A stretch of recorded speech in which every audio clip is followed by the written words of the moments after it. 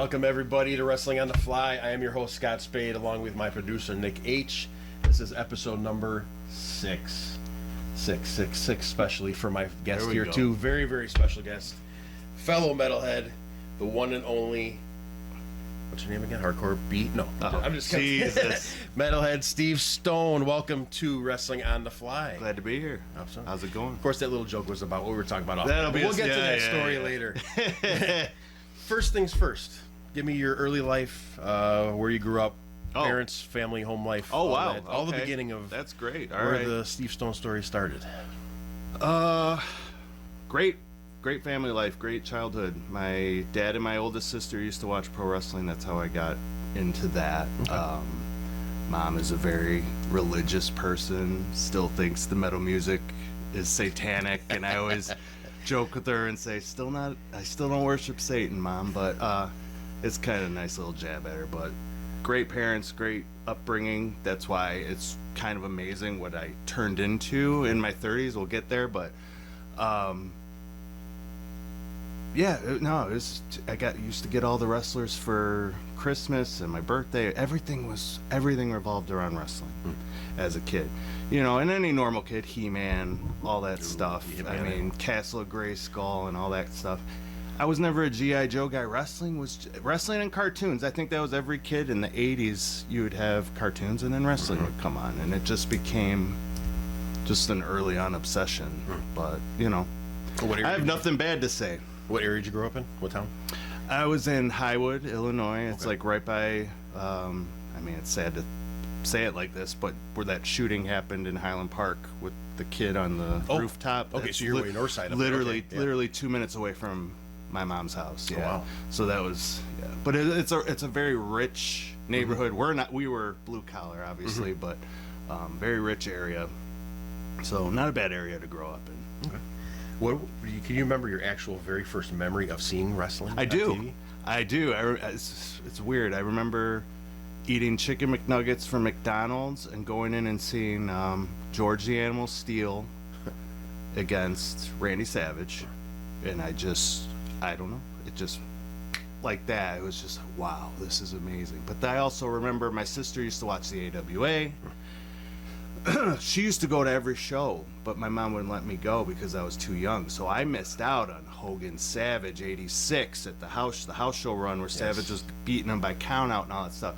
NWA where Dusty's working Tully Blanchard, all this stuff. Because I mean, I probably was too young, but she's the one who got me in it. I remember my second memory is Colonel De Beers. Oh, I love him. Pile driving Jimmy Snuka on the floor. You watch it now, you're like, how the fuck do you think that was real? But as a kid, he came out with the neck brace. I'm like, oh my God, he really hurt him.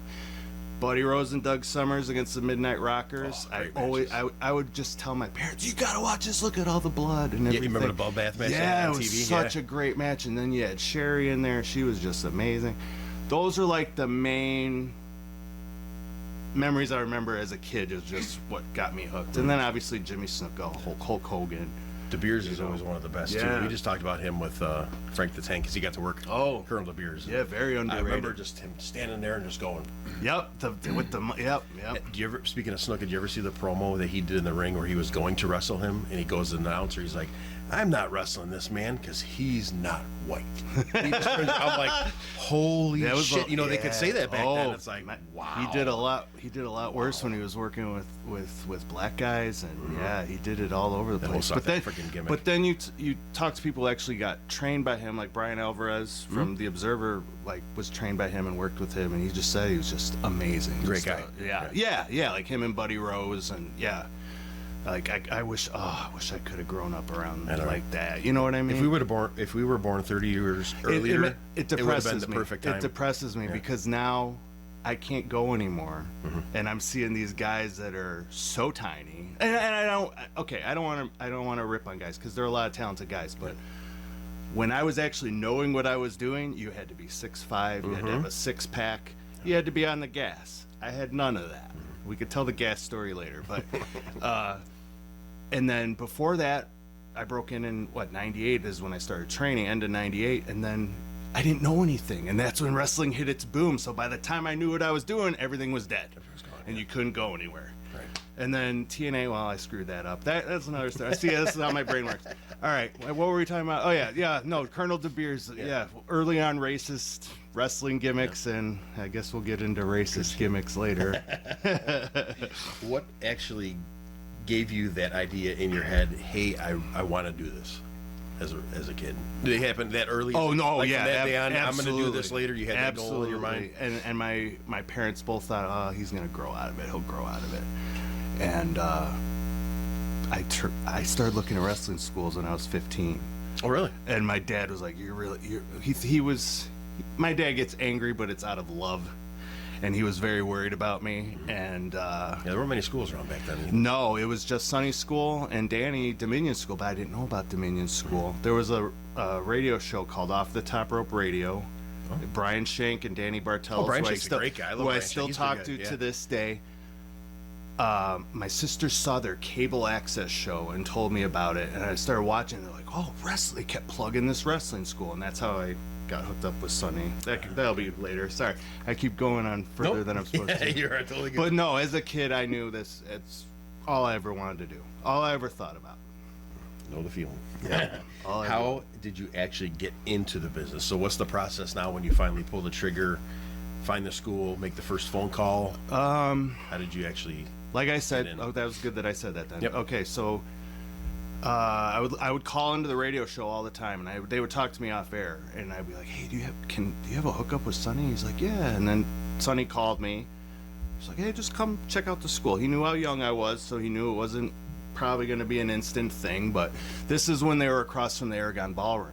Is it the one with the big windows that I've heard about? It was like an apart. It looked like a upper floor broken though, right? down. Okay, Yeah. So my sister and her husband took me, and I go in, and I'm just like, wow, Seeing it for the first time, this is probably, a right? dump. No, and I thought this. I'm a kid. I'm like, this is a dump. I heard that from and a lot of people. and there's just Yeah. a ring, and there's Sonny's office, and I'm what. I don't know how they didn't beat the fuck out of me then, but they were doing rolling reverses, and none of them knew how to do them. And I started telling them how to do them. I'm like, no, you're supposed to hook him. And I remember Jason Dukes being there, just kind of looking at me, and he'll appreciate this story. So Sonny's talking to me about the school and how much it would cost and all this stuff, and in comes Jason Dukes. Jason Dukes used to be a hefty person. He used to do it as a gimmick where he would, rub his boobs against people. So he's very Buddy Rose-like, I thought. Huh? Very Yes. Buddy Yeah, Rose with his absolutely. gimmick. And then he And the dyed robe his and hair. everything, He yeah. dyed his hair. Yeah, I think that's You what it reminded me was. about Yeah. yeah. But before that, he was Shemp disco guy, whatever. So he comes in and he's smoking a cigarette. Man boobs are hanging out. To be a wrestler, you gotta work out a lot and go to the gym. And I'm just looking at him. I'm like, okay. So that was really the first time I went home. There was no way I was gonna be able to get to cross the Aragon Ballroom. I didn't drive yet.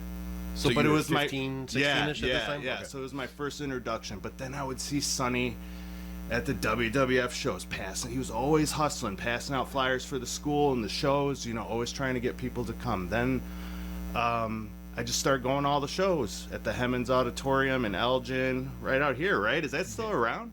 I honestly don't know. Is that what it was called? The Hemmons? I can't. Maybe I said that wrong, but it was literally a stage, and they would have a ring there, and the crowd was like you were watching a play. Just it on was. one It side. was. Okay, It was yeah. a really. I hated it because it. I mean, it's probably easier to call a match because nobody would hear you because you're just, True.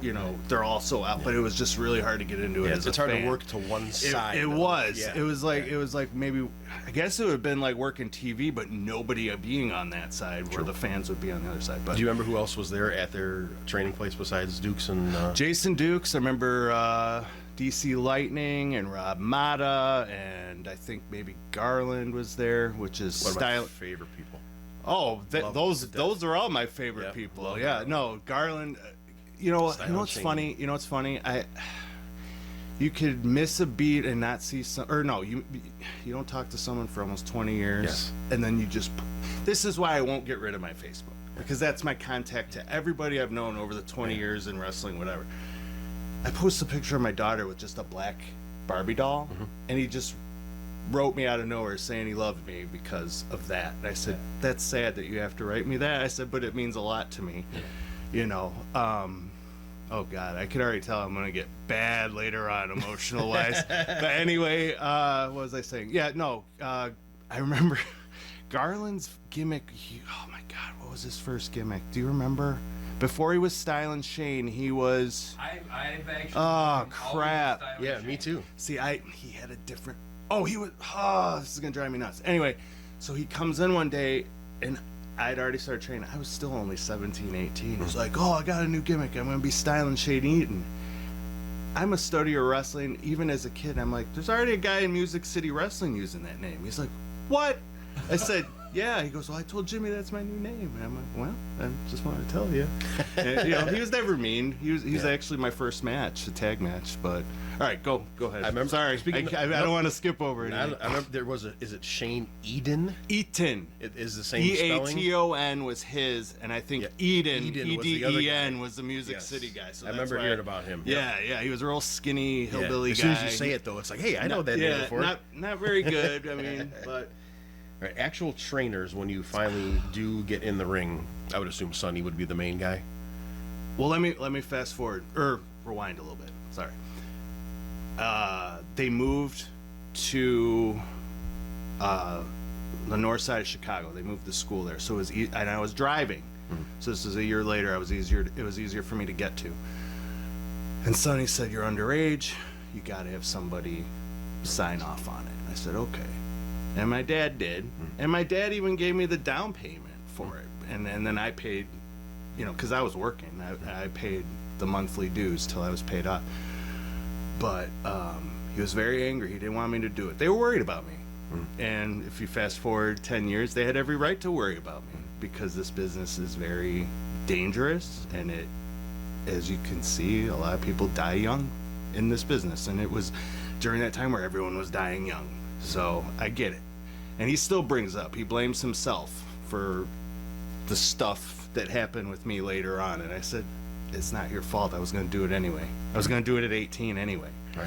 So anyway, first trainers. Sonny was there. He didn't really train. When I was there, he got in maybe one or two times. But More. when he did get in, it was so cool because he'd been around forever. Yeah. And he just knew, he was just doing stuff, but you'd ask him and then he'd show you how to do it, and then he would just get out. He just, I don't know. He was still working every once in a while, but More of a verbal trainer than a physical trainer. yeah, and he would be doing all the office stuff, like Okay. dues and the rent and all that stuff. But when I first got there, I remember my first day. I showed up. Big Luke Walker. Have you met him? No, I don't remember that I name. think he lives in Tennessee now, but he was Lucifer, and then it was Big Ass Luke. He was doing drills with a bunch of guys, right? Sonny was off doing something with someone else. I jumped in the ring. I didn't know what else to do, right? They're doing hip toss drills, and we go off, and I'm doing the hip toss drills, and all of a sudden I hear, Stoney, get the fuck out of the ring. It was Sonny. I'm like, oh, okay. And then, I mean, obviously I wasn't supposed to be in there. Luke had no idea. He didn't know that it was my first day, first time ever in the ring. So then they put me with, do you remember the new thing, Robbie Dauber? I remember. I've never met him, but I definitely know the my name. God. Definitely know the name. Another metalhead. Me and him used to go to concerts all the time. But they put me with him, and he would teach me all the arm holds, Okay. you know, all the boring shit. But then you realize when you get on later on, it's like, wow, they should focus more on that Yes. stuff, because that's the stuff that looks so bad when nobody knows how to do it. True, and it's the foundation for everything that we do Absolutely. after that. Yeah. Absolutely. And it's the stuff, if you're going to go a half hour or even longer, you got to know how to do that stuff for your, I don't know. But anyway, but as a kid, I was bored out of my mind. I wanted to get in the ring. But they put me with him first, and then it was pretty quick. They had me in the ring bumping. John Burke was the other trainer. Okay. Jimmy Blaze did Wednesdays, but I worked, so I was never allowed. I could never get up there. But any Wednesday that I was able to get off work, I would drive up there, and it was great because all three of them ran practices differently. Yes.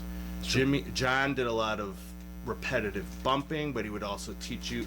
Me and Dave Storm started together, and we were, I mean, I'm not afraid to say it, we were the golden children. they saw talent in us and they wanted us to succeed. That's what I think. I don't know. Maybe not. They probably didn't. They probably didn't want us to succeed. Because later on, I could tell people did not like me when I started to actually do some stuff. But I probably didn't handle it right anyway. But big time, Kirby Duck. I know a lot of people don't like him. He taught me the most. He's a very talented guy. He is a very talented guy. He's a very smart guy. I think he'd tell anybody this. He loves drama. Yeah. Which, fine. That's the wrestling business. Everybody loves drama If that's in the way to wrestling. promote himself, he's going to do it. Yeah. But you don't want drama with every single guy. Right. You know, you don't want heat with every single guy. But anyway, he would come in early. He would stay late and would teach me and Dave the proper way to do everything. Okay. The problem working with PWI, nobody taught you why you're doing stuff. Oh. Psychology. It was just, okay, let's do this, and we weren't taught why. Okay, and that builds up to when I moved on. But I gotta say, I'm having the time of my life right now doing this. I'm just reminiscing about everything. So me and Dave were the golden children. Jimmy would do a lot of running, and then he would have us do matches. John was more, I mean, Nick knows this because he did the classes. It was more like repetitive bumps. And then as I got older, I was still a young kid, so I hadn't reached my bump card yet, but those practices probably took 2 years off of my life because it was literally 15 hips, 15 slams, 15 this, 15, but it got you into ring shape. It got you, because then you'd run. I mean, if anyone saw the Harley race camps, if you actually want to do something with this, it's like a 15-minute drill on the Harley, and then my good friend Beer City Bruiser, when he worked for Harley, he would come back and do those same drills with all the young guys, and a lot of them just couldn't keep up. It's like, well, this is how you get your wind. This is how you learn how to, whatever. I mean, and ring wind is different than just running cardio wind. 1000%. Right? And people don't understand that. And they don't until you get in the ring. You could be in the greatest shape of your life and work with somebody who's 300 pounds but has been in the ring for 20 years, and they're going to outwind you. Yep. Because I did it. I wasn't in the greatest shape at the end, and there were kids blowing up. I'm like, how are you blowing up? But where was I? Sorry, I knew I was going to do the this. Golden Child with Dave Storm. Okay, so yeah, yep. So me and Dave were there all the time. We were the same age. I was 17, Dave was 18. Even though Dave looked like he was 45 when he was 17. It was crazy. I thought he was 30 when I met him. But anyway, we became real close, and we did everything together, and mostly training. And then we'd always do the Wednesday practices. You go out and eat, and that's how you made friends. You got you know, the camaraderie, right? You did everything together back then. Yeah, you had to, and that's how you learned. So then we just trained anytime we could, and then I remember doing my first battle royal it was a sold out show. I know every vet uses that, right? And I know it's it's sold stupid, out, but I'm being serious. It was like the biggest PCW show before they started doing, or PWI, because everybody sold tickets. And I remember being hot because I sold 60 tickets. All my friends from high school, my entire family, and these two guys that Sonny knew from the bar had just started training, and they sold the same amount of tickets, and they put them in a part of a match. They put them in a match and all this stuff, and I'm like, wait, I'm just in the battle royal, and I was a young kid. You're taught keep your ears open, mouth shut, so I didn't say anything, but I come out, every big pop from everybody that comes. Rick Rocket low blows me, throws me out, and everyone's like, that was it. And everyone was like, wow, we just came to Chicago Ridge for that, or wherever it was. It was Melrose Park, I think. But it really depressed me. I'm like, is this how this is gonna be? And then, whatever, you get over it right away, and you learn a lesson real quick that it doesn't matter how good you are. Pieces of shit are gonna get ahead of you for either playing the political game, the backstab game, or I can make you money game. Yes. Right? That's very true. So, needless to say, those guys that sold the tickets and I don't even think they were in a match. I think they came out and walked people to the ring and got involved in an angle or whatever. Yeah. But there were other people on that show. You're just like, why are these guys on the show? And I also had a carrot dangled in front of me because Kirby, big time, kept saying he wasn't going to show up. So John's like, you're going to get put in that three-way. And I'm like all excited. I'm like, oh my God, this could be me. And then, of course, he showed up. And then, it pops your bubble, and you're like, well, it's all right. I'm still young. I got plenty of time. Yeah, one place I found in my research too, it said your debut was 7-3 of 98. Wow. Is that that's right? Crazy. Yeah, it is. It is? Okay. It is. Is that the Battle Royal, or is that the tag match you were going to... No, that is the tag match. Okay. Jimmy was running Oshkosh, Wisconsin, and he started taking me with him. We used to go and flyer the town. Not really. We just go up and, Jimmy would admit it too. We'd put up a couple flyers. We'd go to Jesus Christ, I was 17 going to the bars. But I looked older too when I was younger, but I wasn't a drinker yet. I didn't really partake in that yet, but we'd get a hotel room, we'd spend the weekend there, and it was great. I think that's what got me close to Jimmy. And then he would talk about his booking ideas, telling me what he was going to do. But even early on, and I know you'll say this, Jimmy, I'm looking at the camera, he doesn't like having his ideas fucked with, which is fine. It's his baby. He was paying the money. That's how it works. I booked with him. I know firsthand. Right? Yeah. So that's how it works. But it was so much fun. I had the time of my life, and just so many fun times. Him and Wally would go. And then who was the ring announcer? He even has Steve my Stone. name. Vincent Stone. Vincent Stone. I didn't know brother. I didn't know if that was a rib on me that they gave him. I think it was. I always 'cause wondered they knew that, I was too. going to be hot about it because the guy never liked me. I don't know. Well, I probably do know why, but He's kind of a goof. yeah, he was. But I was he wondering would that go myself. up with us, and it was just funny seeing this guy try to get chicks, and then they'd get pissed at me because I was the young kid. Where I'm not the most gorgeous looking human being, but I used to be an attractive male, and they'd get hot at me for I'm like, dude, I'm 17. These girls are 17, 18. I said, do you really want girls this young? And I was like, maybe they do. Not surprised though. They're trying to go for the little younger crowd either. Some of them. So yeah. So the second show I did was a battle royal in Oshkosh, and Big Time did an angle. I can't remember with who, but he got handcuffed to the post. Somebody lost the key, so he's just losing his mind. Like, I thought he was gonna break his wrist. Like, he's panicking. Yeah. And he's like, get me the fuck out of here. And he's yelling, because I was doing security and then I did the royal. And I'm running around looking for the key. I'm like, does anyone know where the key is? Everyone's kayfabing me because I think they did it on purpose. Yeah. But I honestly don't remember how they got him off. But I did a battle royal. I thought it was so cool that somebody let me throw them out. I was just that big a mark. I'm like, I threw somebody out. And then you realize real quick, going, well, he told me to do it. Right. So you're learning real quick, okay, we work together. It's almost like you're getting your own personal accomplishments on the inside. It's like, okay, I did this now. I finally did this. I'm working my way to what I want to really be. Yeah, to something. Yeah.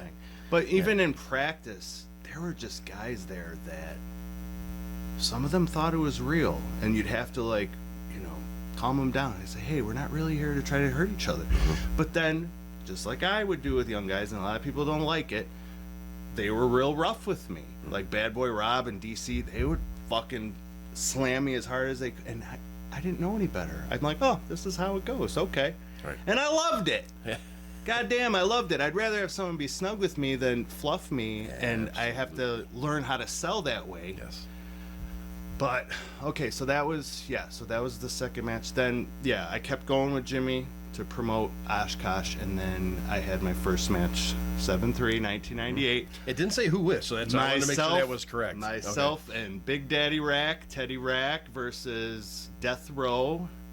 It was supposed to be Death Row, and Garland was really late to the show, Style and Shane. Yeah.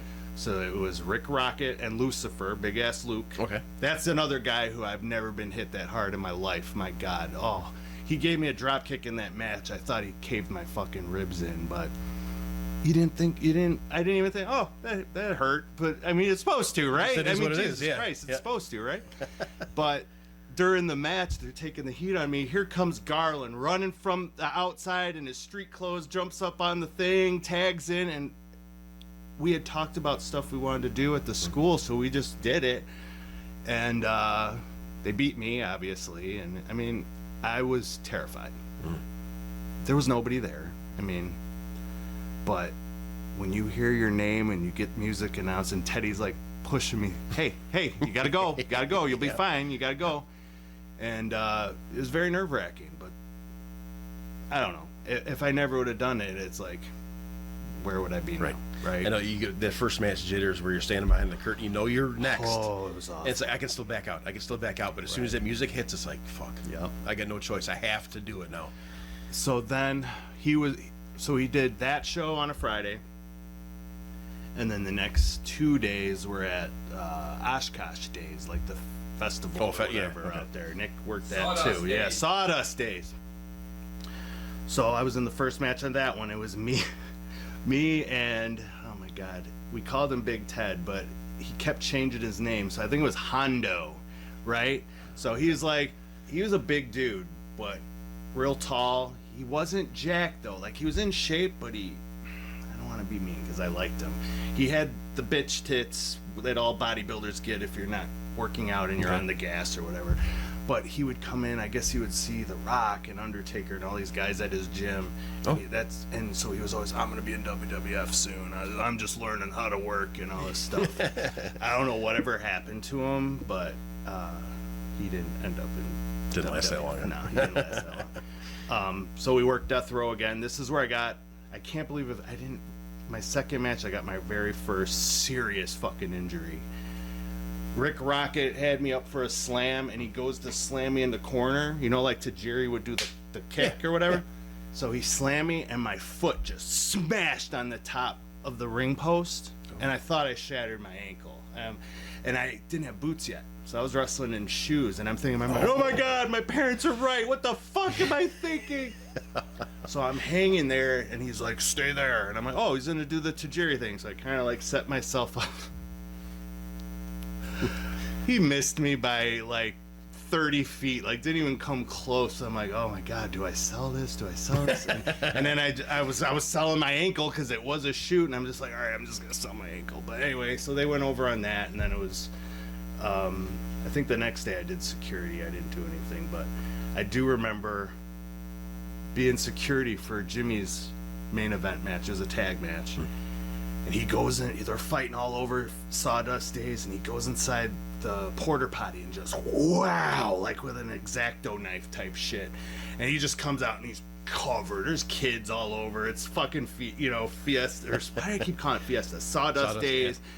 But the finish, they took Flyboy TK and threw him into the river there. So that was funny. It was him and Robbie Dauber, and Robbie had that pretty, I'm not gonna get dirty. He's like, I'm not going in the water. So they threw Bill in. It was pretty funny.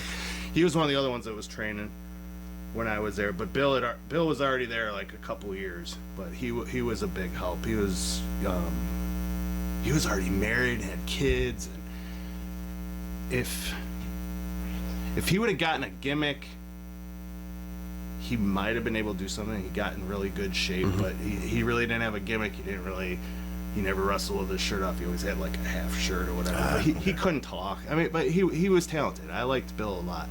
He would always have us over at his house and shit for Super Bowls.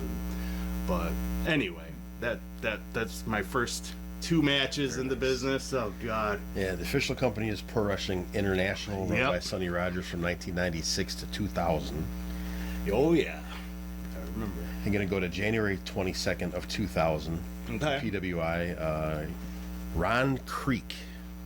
Who? Defeats you in a singles match. Ron Creek. I don't know who I've never heard of that name before either. I don't think that happened. Because I remember every match I had. I didn't wrestle anybody named Ron Creek. Where was it? I could look that up for. I don't have the town listed on here, but it was a single, and then you participate in a battle royal, and here's a whole bunch of names here. You can have some good stories on. Same date. Now, this is gonna drive me nuts now. Who the fuck's Ron Creek? Because I have to look at it. I've never heard that I name want to before. know. Maybe it was some. Maybe I'll it have was to message Jimmy or maybe somebody. Maybe it was a rib on somebody, and I just don't remember. All right, go ahead. Name dropping. So this is a battle royal. Okay. Iron Mike Sampson is the winner. Oh, was this that random show with like Brian Lee and the Bushwhackers and Tatanka and all that stuff? Because I didn't wrestle on that. I just did the battle royal. This was 122 of 2000. That he had that singles match, and then you're in the battle royal. Yeah, I think I did do the battle royal. That match never happened. If I get a location for you later, that might help. Iron Mike Sampson. Great guy. really good. He is still in that kind of shape I know, I today. saw him. It's unbelievable. But here's the thing about Mike Sampson. He knew my wife. He knew my father-in-law for years, so he knew my wife when they were little kids.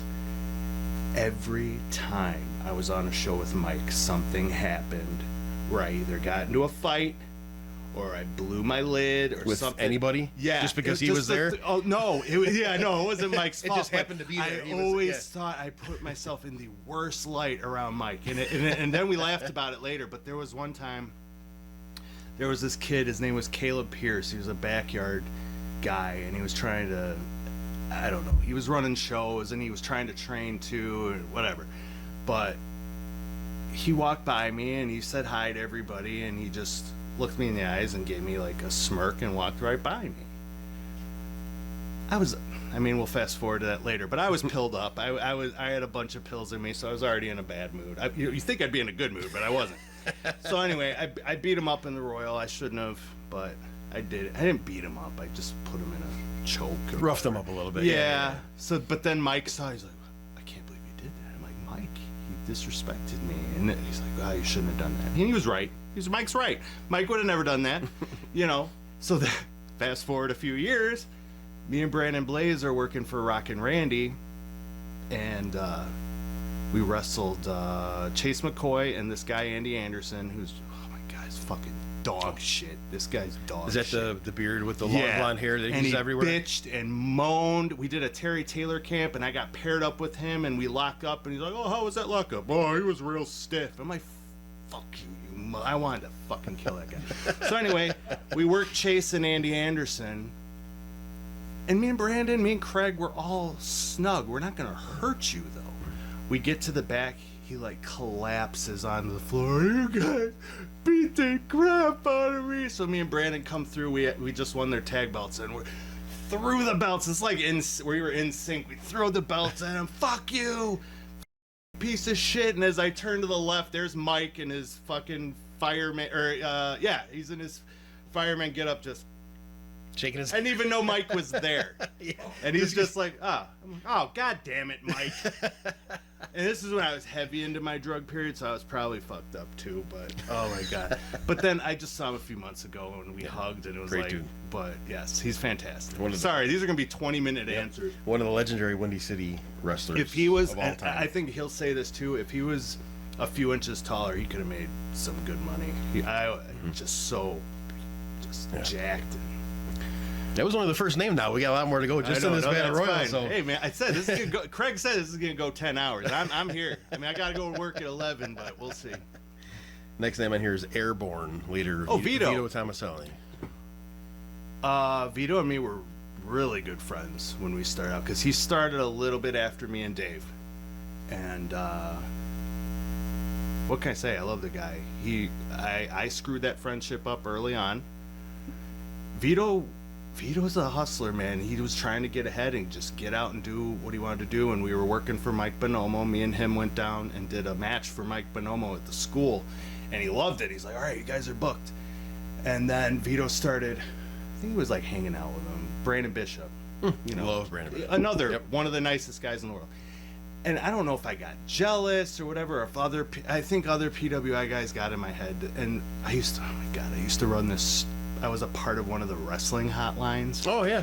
And we just busted Vito's balls and I made some stupid comments about him and Brandon, and then me and him weren't the same for a long time. But then he ended up going off, moving to California, getting trained by Mike Modest and all those guys, and then we reconnected in 2001. We did a tryout for Carmine, and he always went out.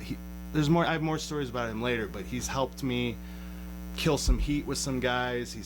When I was down on my luck, he offered to get me a job a few years ago, and then he had gotten sober, and I would reach out to him, and I would just check on him and stuff. But I can honestly say I love the guy. I've known him, his brother Brandon. I've known Brandon since he was like 13. Yeah, so way before he got in the business. But yeah, I can honestly say I love that guy. Big Daddy Rack. Teddy fucked with me 24/7, and I get it. I was the young punk kid, but he would go, like, I remember him fucking with Rick Rocket for months, calling him Dita. from Saturday Oh, Night yeah, Live. Mike Ooh, Myers, yeah. Dita. and Chris Rick Rocket he would just get so angry, and it's like, Chris, if you get angry, he's gonna do it longer. Yep. I mean, that's what I learned as a kid. It's like, Can't if sell you it. sell it, Yep. they're gonna keep doing it. But they would just make fun of me because I never had money. I was the young kid. They would be like, well, you don't have money, we're not buying your food. And sometimes they didn't, and it's like, what am I supposed to do? I have no fucking money. But a lot of them actually went out of their way and would help me get food and stuff because I wasn't getting paid. They were barely getting paid. Right. But anyway, I think Teddy will tell you that. I remember me and him worked for Tim Lyle's Powerhouse Championship Wrestling, and his ring was probably harder than the cement floor. There was like 8 people there. He would run weekly, and me and Teddy were the main event. And Teddy wanted to go out and like have WrestleMania 5, and I'm like, he's like, we're the main event. We need to be what the people paid for. I said, there's nobody here that paid for anything. I said, we went and we were going, and I'm just like, oh God, let's go home because it was just so bad. And we went to the finish. He was like, oh, we should have given him more. We were the main event. And I'm just like, I commend you for wanting to do that, but that ring sucks, and it's even harder when nobody's there reacting. Yes. But Teddy was a very funny guy. He was very funny, and John and him were boys.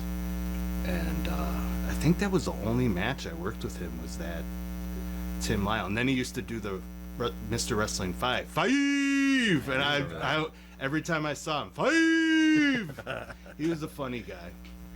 Dante DVS. Oh, fucking Christ.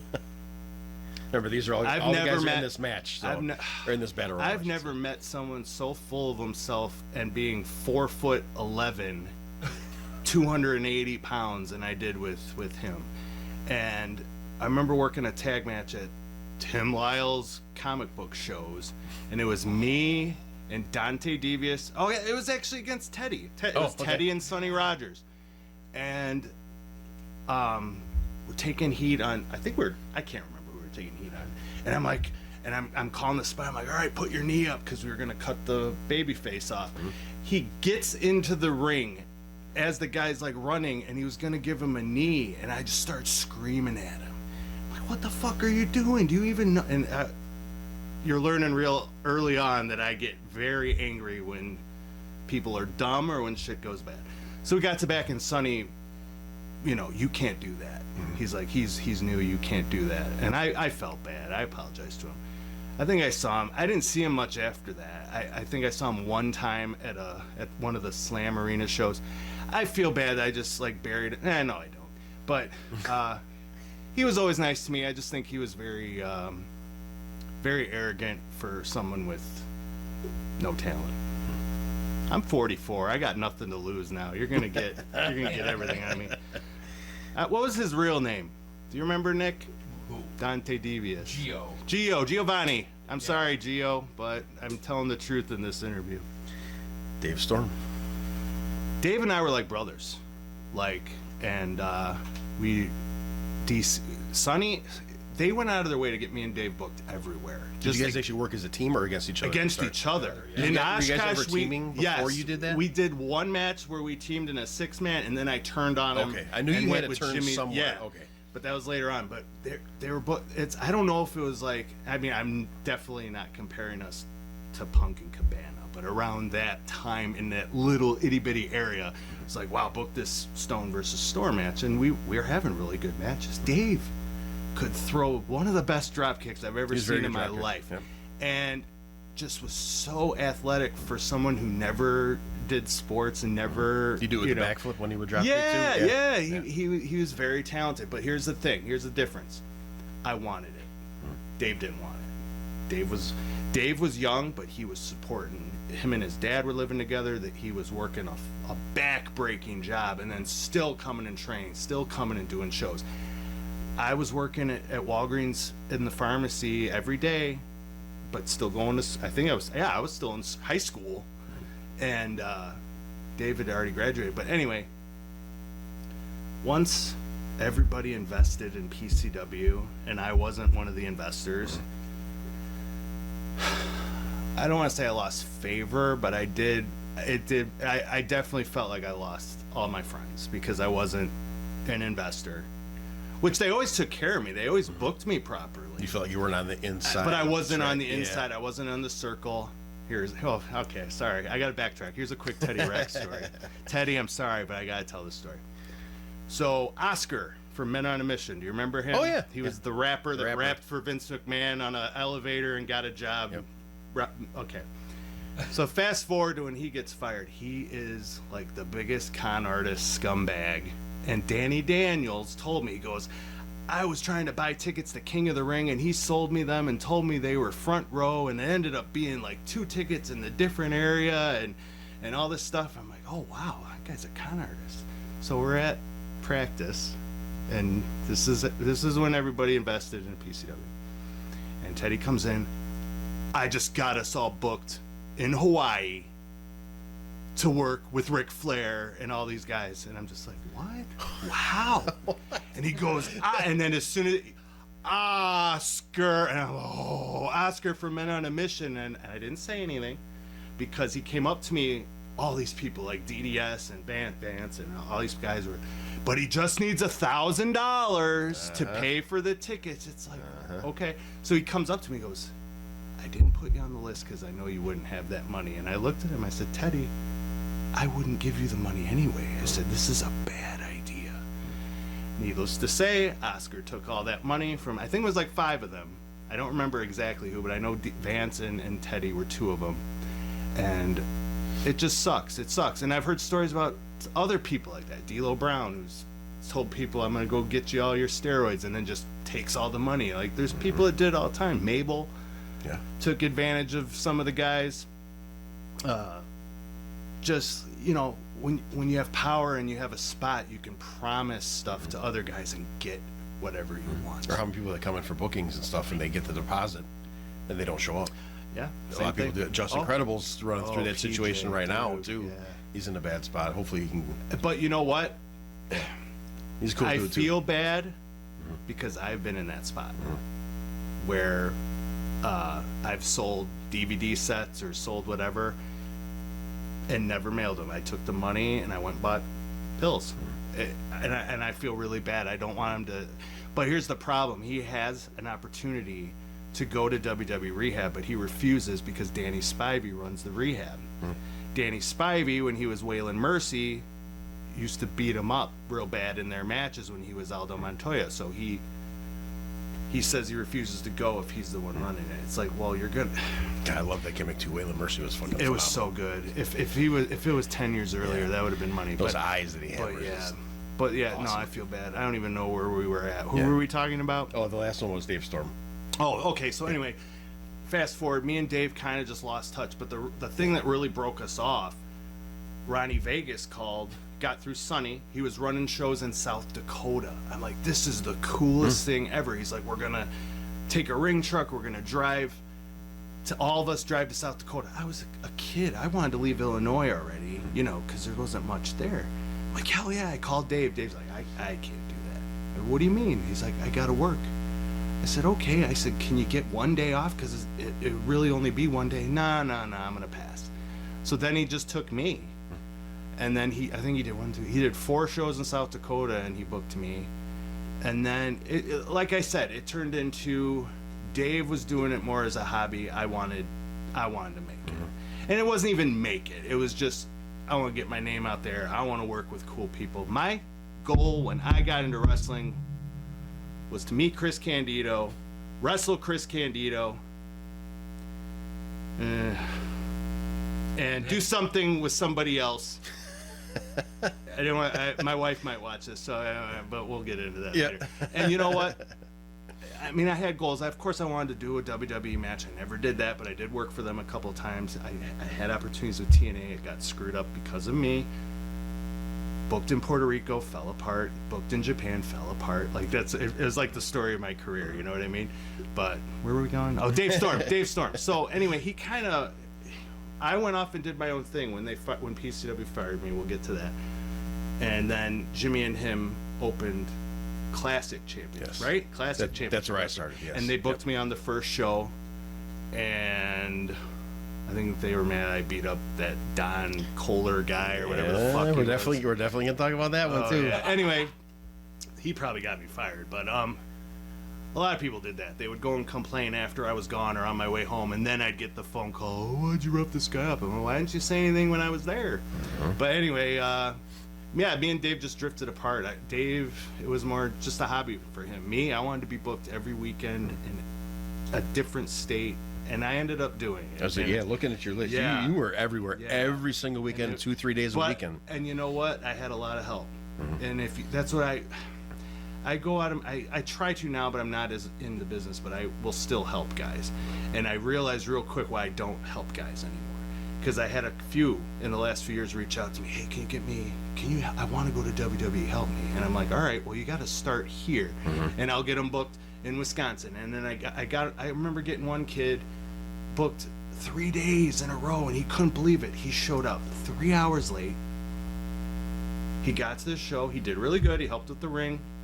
And then I said, "All right, we're going to go to the bar. This is where you really learn. This is where you really make connection." And the promoter, Frank DeFalco, was talking to me. He's like, I can see you coming in and doing this gimmick." And he's like, "Okay, yeah." So we were going to crash at Beer City Bruiser's house. He's like, "Well, you think we could just go back to your house?" I'm like, "Why? You want to drive all the way back?" Because we were in Wisconsin, back to Illinois. "Yeah, I'd rather just," I said, "Okay." So we drove all the way back, and then the next day I said, "Now we got to drive back to Milwaukee." Because I went with him. I shouldn't have gone with him, but I mean, you kind of have to when you're introducing him, right? Yep. We get all the way there. He works for Dysfunction. He works the match. We get all the way back, and he tells me he has no money to get home. I'm jobless at this point. I don't have any money either, and I had to give him money to get home that I barely had. And he wrote me and he thanked me, and I said, "I'm never doing that again." I said, "You fucked yourself bad." "Well, what do you mean?" I said, "You were late."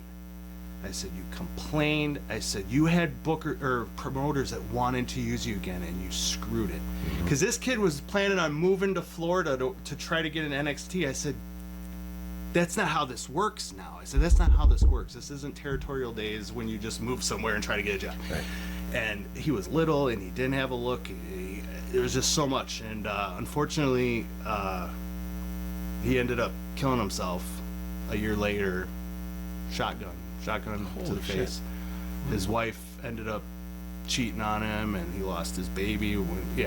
Austin Fury. He was from Indiana. Okay, Damn, that's one thing after another, huh? I actually thought you were talking about somebody else. Him and Adam Bueller, who also passed away of cancer not like a couple years ago, they would have some killer matches in Indiana, but then you realize you're working in front of a church crowd, and then you wanted to get out, and it's like you gotta switch your shit up when it doesn't work in Wisconsin and whatever. So go ahead. I don't even remember where I was. Oh, Dave. So me and Dave. Sorry. This is how this is gonna go. This is awesome. So Dave, me and Dave actually never talked again until I saw him at Pro Wrestling Blitz at like 2008 or something. Oh, so from CCW to then. Yeah, because they didn't use me. Well, no, him and Jimmy broke off, Yes. and Jimmy started POW, and Jimmy started using me. Yep. Well, he started using me, fire me, using me, fire me, use me, fire me at POW. That was my, that was like my gimmick there. But and then I remember he was dating that Koa girl. Is that her name? The stripper, the really stupid stripper girl who, like, Boa Marie. Yeah. I know who you're talking about. And yeah, I she didn't was remember on the like name. Everybody's Got Talent with Steve Boz, and they're just him and I always forget his name. Austin Roberts. Yes, where they're sitting just punching each other, and she's just standing there behind with her tits hanging out, and I'm just like, how did this make TV? I'm like, you can't do anything without a ring. But maybe they were promised a ring, and they got. Steve Boz, another hustler. No, I'm serious. That guy's been working his ass off. Yeah. Still in great shape 30 too after years. all these years. Still looks better than everybody. He does. I remember watching him in USWA, and he was getting a little, and then he was getting some momentum, and then because he was doing a lot of shit that was different. Yeah. And then they shut down, and it was like, oh, it sucks. But when I was a mark, I used to go to city shows all the time. Him, Jason Rain, Big Capri, they were my Furies. They were my favorite. But okay, Dave Storm. Sorry. Flyboy TK. I already kind of talked about him. He always took care of me. But like I said, if he would have gotten a character, he kind of had I don't want to be mean, but he had like the bad teeth. So probably if he would have like embraced that and done like a hillbilly gimmick, I think he could have actually made money. He was really good in the ring. Jason Dukes was in there too. Oh, Jason Dukes. The only man who has made my father laugh. Like, my dad does not laugh, okay? And that was the highlight of my childhood, when he would watch, like, The Simpsons or Three Stooges or something and hear him laugh. It was awesome. And Jason Dukes was one of the biggest helps I had early on. He would always check on me. He wouldn't come to practice all the time, but he'd come every once in a while and would work with me. And he would call me and just talk to me about the business for hours on the phone. I learned so much just from talking to him, right? But when I wasn't home, he would call and the answer machine, and mind you, I live with my parents. I'm 17, 18. Steve, this is the Black Scorpion. Please call me back at your earliest convenience. Let me break your table, like. So That's hilarious. my dad's like cracking up when I get home. I'm like, what's so funny? Like, your friend called as the Black Scorpion. I'm like, oh, that's fantastic. So now, paying it forward, my 4-year-old does the Black Scorpion voice now, and I told him that. Oh my god, Everybody hated the loved gimmick it. too. I love It it. was awful. If it would have had a good payoff, It was so corny, it but would have yeah. been good. But And how could you not have Ric Flair under that chinless mask there? Horrible. Jimmy Blaze is in there. Early on, Jimmy was great to me. Jimmy, taught me a lot. He took me everywhere with him. Another situation where I wasn't an investor, I kind of lost, favor with him. And he booked me for CCW, and then that's what it was. I worked for Jimmy, got fired from PCW for working for Jimmy, because that's how dumb bullshit Illinois goes, where you can't work for anybody. Jesus Christ. And so then I got fired from there, and then Jimmy broke off from Dave and started POW. I don't remember when I started working for Jimmy, but bottom line, me and Jimmy have definitely had our ups and downs, where I've wanted to kill him, and he's probably wanted to do the same to me. But every time we see each other, it's a big, like, powerful hug, and we act like nothing ever happened. I love Jimmy. I always will. The Big Jack, John Burke, is in there.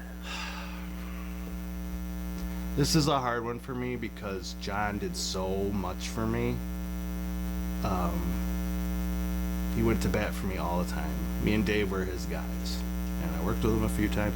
Here's the thing: when they broke off into the investors for PCW, they wanted me to be a heavyweight.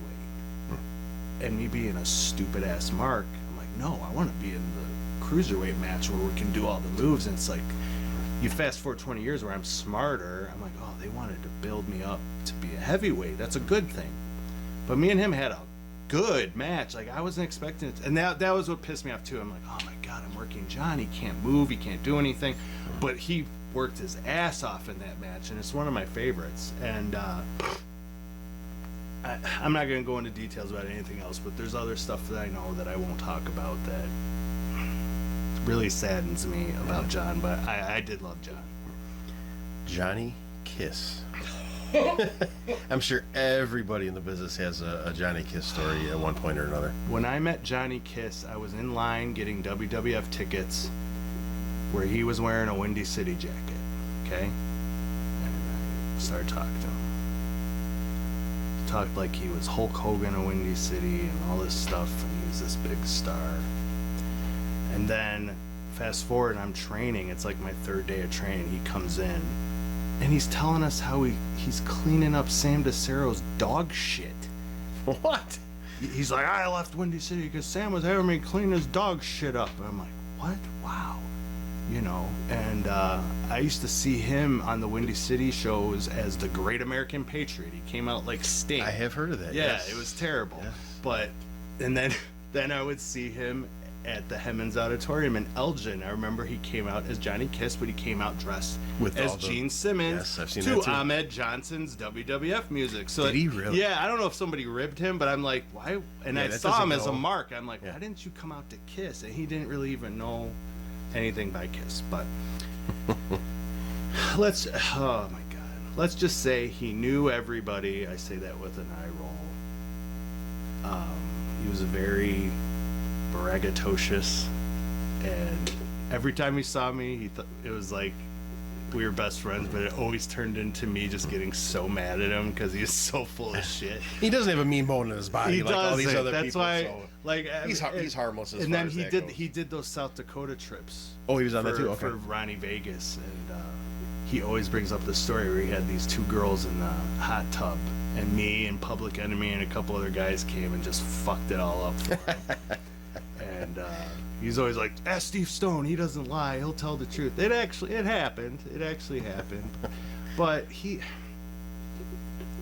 believed his own shit, and he would like buy belts, and I always thought he was an investor with Sonny, because Sonny always worked him, and Sonny always put him over for these belts. And I know Sonny knows it's a work and he doesn't give a shit, but it's like, God, this guy has to be giving you money if you're putting this annoyance onto your show. But like you said, he doesn't have a mean bone in his body. I just found out that my sister-in-law's friend was friends with him in high school. I'm like, oh my God, what a small world. It is crazy. But, yeah. One guy I've never heard of, Lenny Douglas.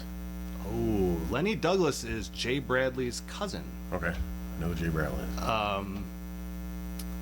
I liked Randy a lot early on, and we were really good friends. I remember him because he was a fast bumper, like Pat Tanaka. Oh, yeah. And it was yeah, so yeah. cool, and we called him Lenny Douglas because he looked like Lenny Lane and Shane Douglas. Okay? He broke off and ended up dating one of Wally Wild's ex-girlfriends, and it turned into some like shit fest where we had heat. I don't even remember why. He had heat with me. I don't remember why. Probably because I was burying him. I don't know. But then when we were at the school, I remember it to this day. We were all practicing, and Bailey Mannix just yells out, "Who the fuck stole my money?" He's like, "I had $100 in this wallet, and nobody." And we locked the doors. We're like, "Nobody's fucking leaving until we get this money back." He said, "We're not gonna, call you out. Just go put it behind whatever door it was." And they did. You know what the dumbass did? He came up to me and goes, "You might want to be careful. I've had money stolen from here before." And I just felt that was weird. And then all of a sudden, Marcus's money is gone. And I'm just like, oh, okay.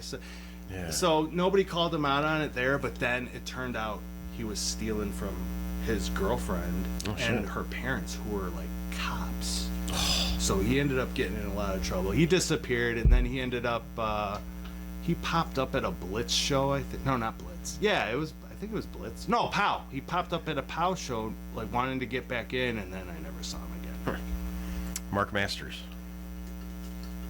Mark Masters. Oh, redheaded Mark, right? I'm not sure. That name doesn't ring a bell for me either. Shaggy, right? Isn't that Mark Oh, Masters? you know what? That was it. Master J? Is it Master J? Yeah. I've never heard him go by that that's name. him. That was his That was when he tried to be a wrestler. Okay. He was awesome. He's hilarious. He is hilarious. I went to what concert did I go to with him? I went and saw. Who did we see? Sarah Evans and somebody else. It was like country, but I only wanted to go because I loved Sarah Evans. I was in love with her.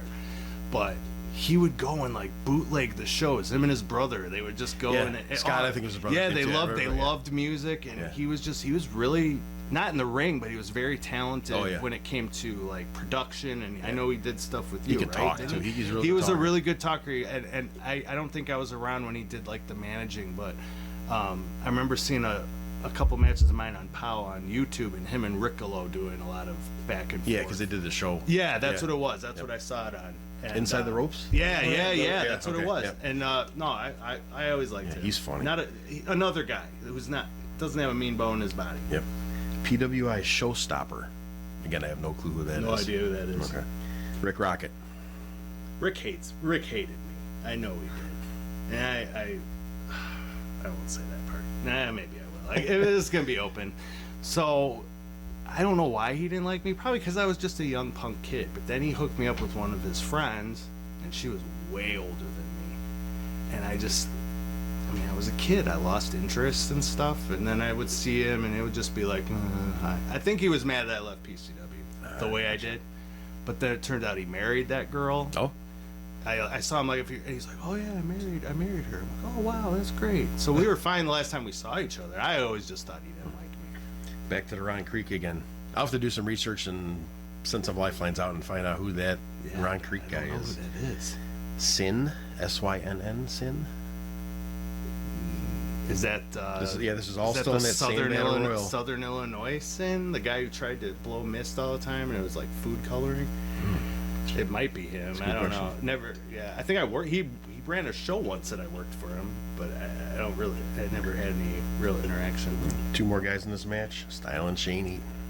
I love Garland. He helped me a lot, and he, as a young punk kid who wanted to do everything because I didn't know any better. He was never angry or mean or, dude, shut the fuck up. We're gonna do it. Like I would be. And another one of the most caring guys you'll ever meet. Just love Garland. That's the sweetheart kind of a guy. Yeah, he really is. Yes. He really is, and that's why you get him in a gimmick like Death Row. You're like, God, it's further. It couldn't be further from the truth with Garland. Yes, it is. Final name in this Battle Royal is Wally Wild. Oh, Wally. I love Wally. Another one. We would go to Oshkosh all the time, and then when all the investor stuff happened, I just kind of was like pushed to the side or whatever. But I was also starting to get booked other places, and they were focusing on PCW, and that's what ended up getting me fired, was me getting booked other places. And it's like, that's where I was talking about earlier, where they hated me for going to go other places and make themselves better, Gotcha. while they wanted to make PCW better, which is fine. That's their prerogative. But I was young enough, and I had that itch, and I wasn't gonna stop till the itch was gone. It's still there. And I'm 44. But no, Once you I get love there- him. He always took care of me too. Once you get the wrestling bug in you, it's there for life. I need to do something. And I've had people ask me, "Hey, come agent my show, or come help me book, come help me train guys." And I want to now. Maybe this interview maybe will Let's hope so. get me to do it again. A couple more here before we end this. Very, very scratch the surface on this beginning, because we got 4 pages to go through, and so I'm looking forward to this. 310 of 2000 in PWI, you beat a guy called the Nomad. Oh yeah, Butch. Yeah, who is the Nomad? He I've was never heard John. of the name He was training at PCW. That was in Oshkosh. He was like really close with John Burke, and big guy, like probably Nick's height, but like 300 pounds. Could move for a big guy. They had me in the singles because then I was in a match later on where I turned on Dave. So it was actually good booking. You put the guy over that Actually, thinking about it, I probably should have lost because I was turning heel, but whatever. I'm not going to complain about winning. Yep, the But- very same date, 310 of 2000. Trevor Blanchard, Jimmy Blaze, and Bobby Blaze, who ended up being Tommy Capone, defeated Dave Storm, yourself, and Wally Wild in a 6-man tag. Yep, that was me. I turned on Dave and ended up going in Jimmy Blaze's group. Yeah. Was there a name for that group? Oh, my, the Nest. The I Nest. hated it. I thought it was interesting. awful. I had I knew there was shirt. one, but I couldn't just And it put was my like finger on the it. never-ending something of tradition. I can't remember what the S stood for, but yeah, that's what that was. All right. I remember Trevor being in it. Well, I didn't get in at all in that match, because I was turning heel, so I didn't even get in. All right, we're going to leave him on a cliffhanger here before we go to part 2. 5 of 2000 is the infamous chair shot in Oshkosh. That is one of the most famous events in the history of Chicagoland wrestling. So I can't wait to hear your story and Nick's story on that one. So the video will definitely be on this episode, guys. So stay tuned for part 2 of Steve Stone's phenomenal interview, probably part 1 of 12 coming up here, guys. So remember, no time limit. It is uncensored and unfiltered. So hope you're having a fun time for part 1. I am. And it's just the beginning. Kinda worried. Just the beginning. So we'll see you guys next time for part 2 of Metalhead Steve Stone. Like and subscribe as much as possible. Share it for me, please. Let's get this thing huge, like I say in every one, and we'll see you for Steve Stone part 2.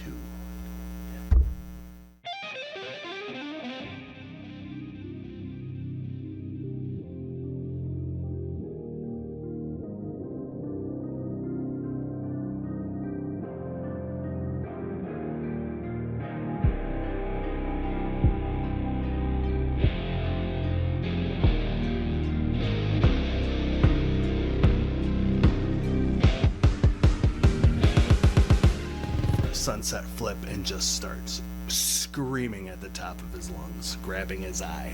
And they're like, "Are you okay?" Like, they don't really care, but they're like, "You okay?" And he's like, I can't go upside down. I have vertigo or something like that." And I'm just like, this is ECW. Mm-hmm. We used to run shows at a skate park in Joliet, and the parents would ask him to leave. Like, we had to kick him out a couple times. It's like, "Hey, you're ruining our gig here. Get the fuck out of here." He bounced at a strip club, so of course we were always That's old school. always wrestling. looking Working always the looking bouncers, yep. forward to go to a strip club. But oh my god, he had different women. said all to the me, time. He goes, "I'm working that dude tonight that kissed your girlfriend."